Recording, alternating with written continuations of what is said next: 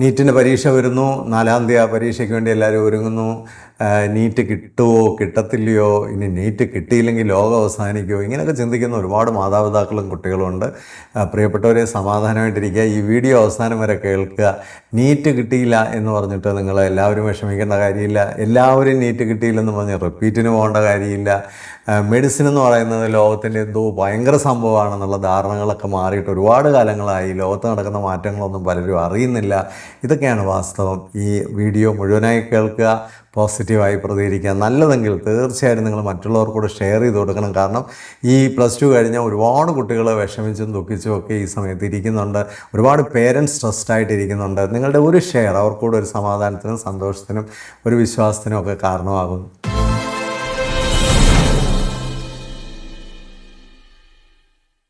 നീറ്റിൻ്റെ പരീക്ഷയ്ക്ക് ഇനി ഏതാനും ദിവസം കൂടിയേ ഉള്ളൂ. ഒരുപാട് കുട്ടികൾ വലിയ ടെൻഷനിലാണ്. കാരണം പരീക്ഷ അടുക്കും തോറും അവർക്ക് കോൺഫിഡൻസ് കുറഞ്ഞു വരുന്നു, അവർക്ക് ടെൻഷൻ കൂടി വരുന്നു, സ്ട്രെസ്സ് കൂടി വരുന്നു.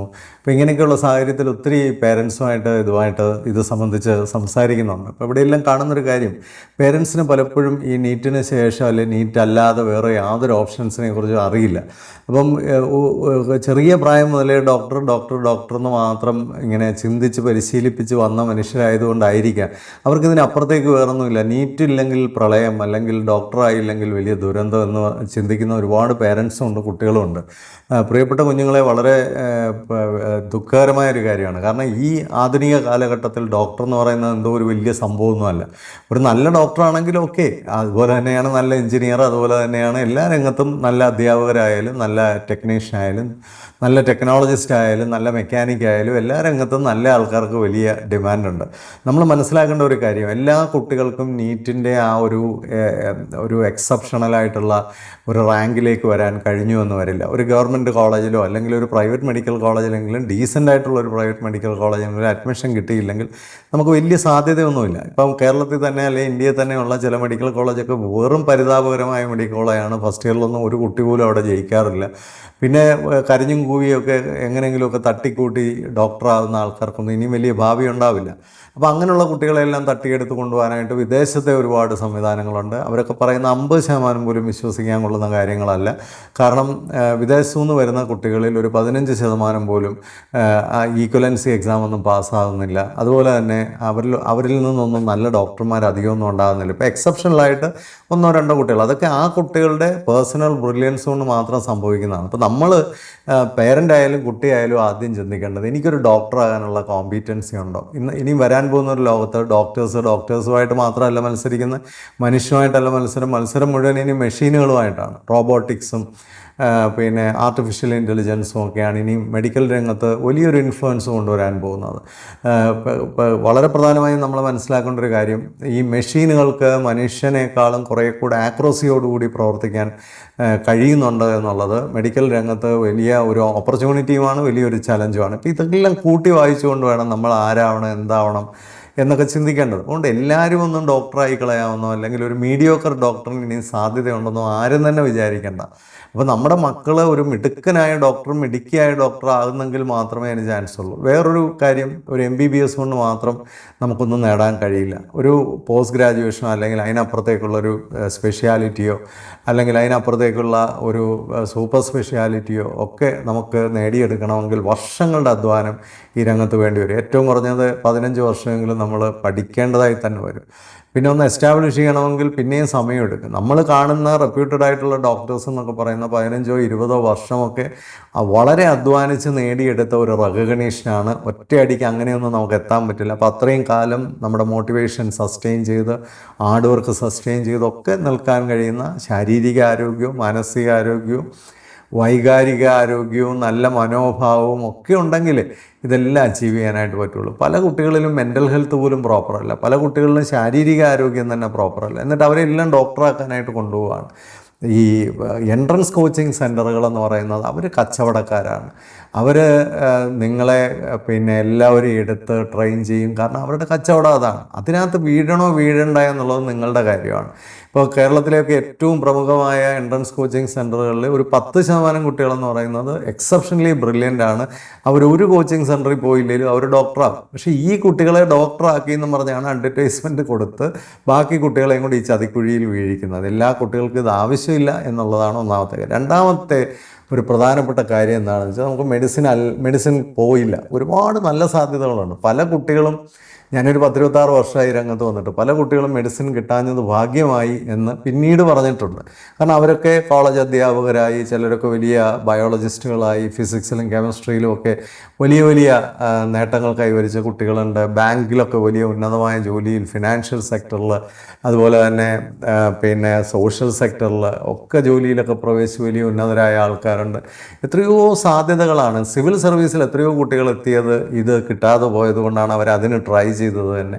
അപ്പോൾ അതുപോലെ തന്നെ ഗവൺമെൻറ് ഓഫ് ഇന്ത്യയുടെയും കേരള ഗവൺമെൻറ്റിൻ്റെയും ഒക്കെ ടോപ്പ് പൊസിഷനിൽ എത്രയോ കുട്ടികൾ. അപ്പം മെഡിസിൻ കിട്ടിയില്ല, അതിനുശേഷം പ്രളയമാണെന്നൊക്കെ ചിന്തിക്കുന്ന അബദ്ധമാണ്. കുറച്ചുകൂടെ സന്തോഷകരവും ഹാപ്പി ആയിട്ടും ഒക്കെയുള്ള ജീവിതം മറ്റു മേഖലകളിലും ഉണ്ട്. എല്ലാ ഫീൽഡിലും എക്സലൻസ് ഉണ്ട്. ഇനി ഡോക്ടേഴ്സ് എല്ലാവരും ഹാപ്പി അല്ല. ഇങ്ങനെയൊക്കെയുള്ള എല്ലാ കാര്യങ്ങളും കൂട്ടി വായിച്ചുകൊണ്ട് നമുക്ക് മെഡിസിന് കിട്ടിയില്ല. നമുക്ക് ബേസിക് സയൻസൊക്കെ എടുത്ത് പഠിക്കാം. കാരണം ബേസിക് സയൻസിലൊക്കെ ഒരു 10 കൊല്ലമൊക്കെ നന്നായിട്ട് പഠിച്ച് റിസർച്ചൊക്കെ ചെയ്യാമെങ്കിൽ നിങ്ങൾക്ക് വലിയ സാധ്യതകളാണ്. ബേസിക് സയൻസിലൊക്കെ മിടുക്കരായി പഠിച്ച എത്ര കുട്ടികളാണ് വെറുതെ എവിടെയെങ്കിലും നിൽക്കുന്നത് കണ്ടിട്ടുണ്ടോ?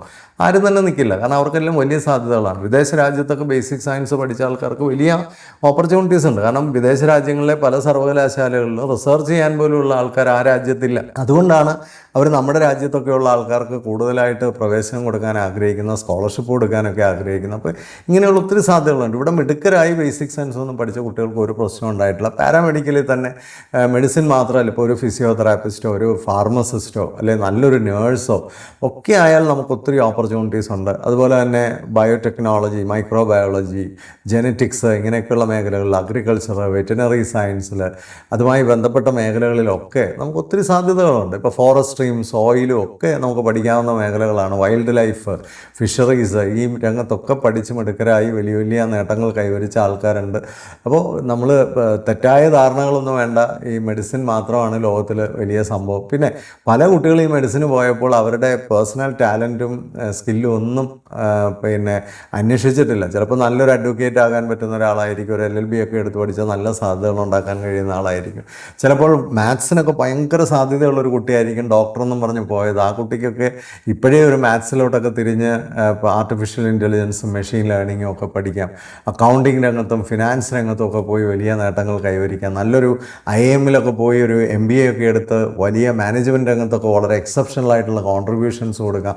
സ്വന്തമായി എന്തെങ്കിലും വലിയൊരു ബിസിനസ്സൊക്കെ എടുക്കാം. എനിക്കറിയാവുന്ന ഒരു കുട്ടി MBBSന് പഠിച്ചു, MBBS കിട്ടിയില്ല, ഹോമിയോ ആണ് അതിന് കിട്ടിയത്. അവസാനം ഹോമിയോ പഠിച്ചത് വലിയ ഡിസപ്പോയിൻറ്റഡായി. ഇപ്പോൾ ആ കുട്ടി സ്കിൻ തെറാപ്പിയും ഹെയർ തെറാപ്പിയും ഒക്കെ പഠിച്ച് വിദേശ രാജ്യത്ത് ഒരു കമ്പനിയിൽ ജോലി ചെയ്യും. അപ്പോൾ ഈ നല്ല ഗൈഡൻസ് ഉണ്ടെങ്കിൽ തീർച്ചയായിട്ടും നമുക്ക് ഒരുപാട് ഓപ്ഷൻസ് ഉണ്ട്. അപ്പം ഇതിലൊന്നും സ്റ്റക്കായി നിൽക്കേണ്ട കാര്യങ്ങളില്ല. അതുപോലെ തന്നെ പിന്നെ ആയുർവേദത്തിലും യുനാനിയിലും നാച്ചുറോപ്പതിയിലും ഒക്കെ പോയി സക്സസ്ഫുൾ ആകുന്ന ആൾക്കാരുണ്ട്. അപ്പം വേറെ മെഡിക്കൽ സംവിധാനങ്ങളിലും ചിലപ്പോൾ നമ്മൾ സക്സസ്ഫുൾ ആയെന്നിരിക്കും. ഇനി അധ്യാപന രംഗത്തൊക്കെ പോയി മിടുക്കരാകാൻ കഴിയുന്ന ആൾക്കാരുണ്ട്. ലോകമെമ്പാടും അധ്യാപകർക്കൊക്കെ ഡിമാൻഡുണ്ട്. എല്ലാ രംഗത്തും സാധ്യതകളുണ്ട്. സാമൂഹ്യ സേവന രംഗത്തും ഒക്കെ സാധ്യതകളുണ്ട്. അതുകൊണ്ട് ഡോക്ടർ ആകുന്നതാണ് ലോകത്തിൽ ഏറ്റവും ഭയങ്കര. അത് കഴിഞ്ഞാൽ ബാക്കിയെല്ലാം പ്രളയമാണ് എന്നൊന്നും ആരും ചിന്തിക്കേണ്ട കാര്യമില്ല. പക്ഷേ ഒരു കാര്യം നിങ്ങൾ വളരെ ചിന്തിക്കേണ്ടത്, നിങ്ങളൊരു മെഡിസിൻ്റെ പുറകിന് പോയി അതൊരു പക്ഷേ കിട്ടിയില്ല എന്നൊക്കെ വരുമ്പോൾ ഒരിക്കലും ഇനിയും ഒരു ഫ്രസ്ട്രേറ്റഡ് ആയിട്ട് പെട്ടെന്നൊരു തീരുമാനം എടുക്കരുത്. ഞാൻ പല കുട്ടികളിലും കണ്ടിട്ടുണ്ട്, അവർ മെഡിസിന് കിട്ടിയില്ലെന്ന് പറഞ്ഞ് നേരെ ഇംഗ്ലീഷ് എടുത്ത് പഠിക്കുക. അങ്ങനെയൊന്നുമല്ല. നിങ്ങൾ സയൻസ് ഇത്രയും കാലം പഠിച്ചു, സയൻസിൽ കഴിവുള്ളൊരു കുട്ടിയാണ്, ഇംഗ്ലീഷിലോട്ടൊന്നും പോകേണ്ട കാര്യമില്ല. നിങ്ങൾക്ക് സയൻസിൽ തന്നെ നല്ല ഓപ്പർച്യൂണിറ്റീസ് ഒക്കെ ഉണ്ട്. പിന്നെ ചിലരൊക്കെ റിപ്പീറ്റ് ചെയ്യാൻ പോകുന്നവരോട് ഒരു കാര്യം ഞാൻ പറയട്ടെ, വെറുതെ പോയി റിപ്പീറ്റ് ചെയ്തിട്ട് ഒരു കാര്യമില്ല. കാരണം അടുത്ത കൊല്ലം നിങ്ങൾ റിപ്പീറ്റ് ചെയ്യുമ്പോൾ അടുത്ത കൊല്ലത്തെ കുട്ടികൾ മാറി നിന്ന് നമുക്ക് വിജയിക്കാനായിട്ട് അവസരവും തരില്ല. അടുത്ത കൊല്ലത്തെ കുട്ടികൾ ഇതുപോലെ തന്നെ ശക്തമായി നമ്മളോട് മത്സരിക്കാനായിട്ട് വരികയാണ്. അതുകൊണ്ട് നമുക്ക് ആ ലെവലിലുള്ള, നമുക്ക് തന്നെ അറിയാമല്ലോ, ഇപ്പം തന്നെ ഞാനൊരു എക്സെപ്ഷണൽ ലെവലിൽ എത്തിയിട്ടുണ്ടെങ്കിൽ അതിൻ്റെ മുകളിലോട്ടൊരു ഐസിങ് അല്ലെ അതിൻ്റെ മുകളിലോട്ടൊരു ഒരു ഒരു ലീപ്പ് കൂടെ നമുക്ക് പോസിബിളാണ്. നേരെ മറിച്ച് നമ്മളിപ്പോൾ തന്നെ ഒരു 300 മാർക്സ് വാങ്ങിക്കുന്ന ഒരാളാണ്, നമ്മൾ മാക്സിമം ആണത്, പിന്നെ അതിനുവേണ്ടി പോയി വെറുതെ സമയം കളഞ്ഞിട്ട് കാര്യമില്ല. ചിലരൊക്കെ റിപ്പീറ്റിന് പോയാൽ കൊള്ളാം. ഇതെല്ലാം അപ്പനും അമ്മയും മക്കളും ഒക്കെ ഇരുന്ന് ചിന്തിക്കേണ്ടതാണ്. അല്ലെങ്കിൽ ഒരു പ്രോപ്പർ ഗൈഡൻസ് എടുത്ത്, വൈകാരികമായി ഞാൻ റിപ്പീറ്റ് ചെയ്യാൻ പോകുന്നു എന്ന് പറഞ്ഞുകൊണ്ട് ഒരു കാര്യമില്ല. കാരണം ഇതൊന്നും വികാരവുമായി ബന്ധപ്പെട്ട കാര്യമല്ല, ഇതെല്ലാം റാഷണലാണ്, ബുദ്ധിപരമായി ചിന്തിക്കേണ്ട കാര്യങ്ങളാണ്. അതുകൊണ്ട് നിങ്ങൾക്ക് റിപ്പീറ്റ് ചെയ്യണമെങ്കിൽ മാത്രം റിപ്പീറ്റ് ചെയ്താൽ മതി. ഓരോ കൊല്ലവും നമ്മൾ നഷ്ടപ്പെടുത്തുമ്പോൾ നമ്മൾ ഒരു 4-5 ലക്ഷം പേരുടെ പുറകിലാകുകയാണ്. ഒരുപാട് അവസരങ്ങളും സാധ്യതകളും നമുക്ക് നഷ്ടപ്പെടുകയാണ്. ഇതൊക്കെ മനസ്സിലാക്കിക്കണം. പ്രായം കൂടുന്തോറും നമുക്ക് വേറൊരു മേഖലയിൽ ചെന്ന് മിടുക്കരാകാനുള്ള സാധ്യതകളും പതുക്കെ കുറഞ്ഞുകൊണ്ടിരിക്കും. ഇതൊക്കെ മനസ്സിലാക്കിക്കൊണ്ട് ആവശ്യമില്ലാത്ത പണി, കാരണം ഈ റിപ്പീറ്റിനൊക്കെ ആൾക്കാരെ കിട്ടുന്നതുകൊണ്ടാണ് ഈ കച്ചവടം വലിയൊരു ഭൂമിയും കച്ചവടമായി നിൽക്കുന്നത്. അത് കച്ചവടക്കാരുടെ താല്പര്യം വേറെ, നിങ്ങളുടെ ജീവിതം വേറെ. നിങ്ങളുടെ ജീവിതത്തെക്കുറിച്ചാണ് നിങ്ങൾ ചിന്തിക്കേണ്ടത്. പിന്നെ ഫൈനലായിട്ട് എനിക്ക് പറയാനുള്ളത്, നമുക്ക് നമ്മളുടെ കഴിവ് എവിടെയാണെന്ന് മനസ്സിലാകുന്നില്ല, നമ്മുടെ ഒരു സ്ട്രെങ്ത് എവിടെയാണെന്ന് മനസ്സിലാകുന്നില്ല, കറക്റ്റായിട്ട് ഞാൻ പോകേണ്ടത് എവിടെയാണെന്ന് മനസ്സിലാകുന്നില്ല.